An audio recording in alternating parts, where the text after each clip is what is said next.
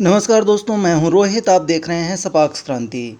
दोस्तों, पिछले कुछ समय से ईडब्ल्यूएस आरक्षण पर सुप्रीम कोर्ट में सुनवाई चल रही है, जिसमें विभिन्न पक्ष हैं, कई वकील हैं, कई सामाजिक संगठन हैं और उन्होंने याचिकाएं डाली हैं ईडब्ल्यूएस आरक्षण के विरोध में। दोस्तों, यहाँ पर कई तरह के तर्क वितर्क चल रहे हैं और इसमें कई तरह की टिप्पणियाँ आ रही हैं।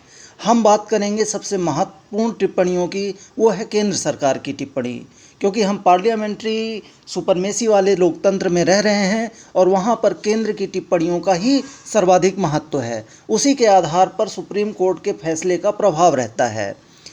सुनवाई के दौरान 3 महत्वपूर्ण टिप्पणियां केंद्र सरकार की तरफ से आई हैं। दलित तुष्टीकरण में डूबी सरकारों द्वारा की गई ये निष्पक्ष टिप्पणियां भी इस ऐतिहासिक हैं।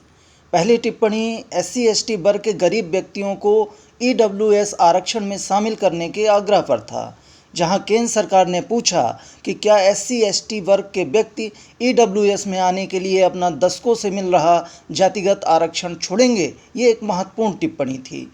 दूसरी टिप्पणी उस तर्क पर थी कि संविधान में आर्थिक आरक्षण की संभावना नहीं है, जिस पर केंद्र सरकार ने आर्टिकल 46 का हवाला देते हुए कहा कि पीढ़ी दर पीढ़ी जो लोग गरीबी की वजह से नौकरी, शिक्षा, स्वास्थ्य से वंचित रह गए हैं, ऐसे लोगों को मेन स्ट्रीम में लाने के लिए पहली दफ़ा किसी सरकार द्वारा सकारात्मक प्रयास किया जा रहा है और वो संविधान सम्मत है।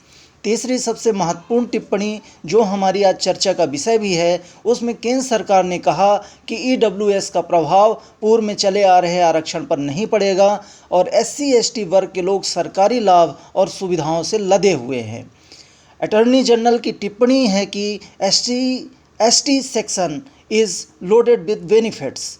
आज हम उन्हीं एक्सक्लूसिव बेनिफिट्स के बारे में बात करेंगे जो विशेष रूप से SC/ST वर्ग के व्यक्तियों को दिए जाते हैं और सामान्य पिछड़ा अल्पसंख्यक वर्ग को इन सुविधाओं से वंचित रखा जाता है।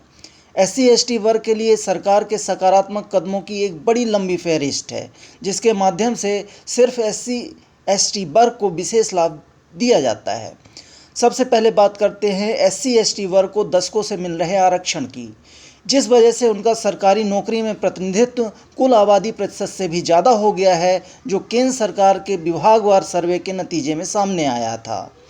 दूसरा है आर्टिकल 16(4)(a) सरकारी नौकरी में प्रमोशन में भी ST/SC वर्ग को विशेष कोटा देता है, जिसमें योग्यताओं से समझौता करके एक खास संख्या के पदों में ST/SC वर्गों को प्रमोट किया जाता है।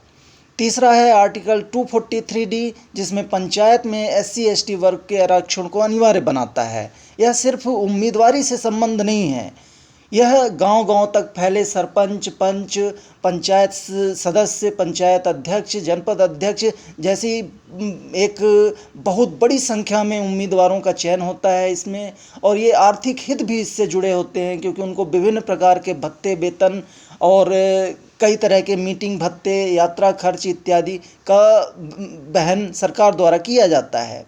इसी तरह चौथा है आर्टिकल 243T, जिसमें नगर निगम और म्यूनसिपाल्टीज़ में SC/ST वर्ग को आरक्षण को अनिवार्य किया जाता है और इसमें भी सामान्य पिछड़ा अल्पसंख्यक वर्ग के उम्मीदवारों को चुनाव लड़ने की इजाज़त नहीं रहती है। आर्टिकल 330 पार्लियामेंट में ST/SC वर्ग को विशेष आरक्षण देती है। वहीं आर्टिकल 332 विधानसभा में SC/ST वर्ग को विशेष आरक्षण देती है। सातवां और सबसे महत्वपूर्ण पॉइंट है SC/ST एक्ट। यह तुष्टीकरण का एक्सट्रीम है। इसमें मुआवजों की बंदरबांट होती है। इसमें आरोप आधारित मुआवजों में लाखों करोड़ों रुपए बांट दिया जाता है। खास तौर पर नए विभिन्न प्रकार के विशेष पुलिस स्टेशन निर्माण, अदालतों का निर्माण, आयोग का निर्माण, उनके अधिकारी कर्मचारियों की भत्ते, सैलरी, उनका सेटअप, सबका भारतीय अर्थव्यवस्था के कुल बजट में एक बहुत बड़ा हिस्सा खर्च होता है।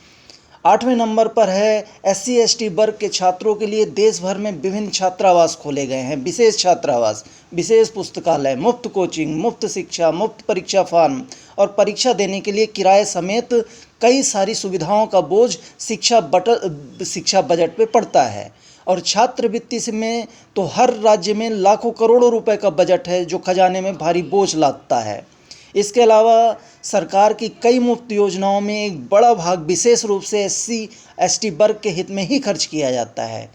SC/ST वर्ग को व्यापार, शिक्षा इत्यादि के लिए सब्सिडाइज लोन बैंकिंग व्यवस्था में बहुत बड़ा दबाव डालता है।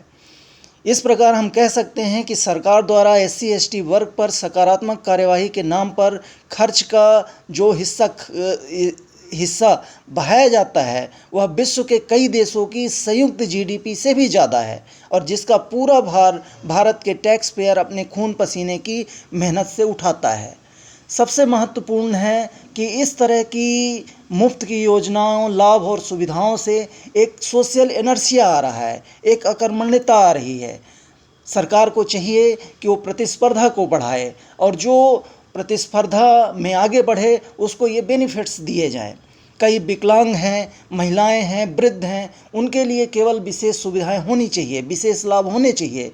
बाकी सारे वर्गों में जो सक्षम हैं उनको कुछ सुविधाएं बेसिक स्तर पर देने के बाद एक हेल्थी कंपटीशन की व्यवस्था करनी चाहिए।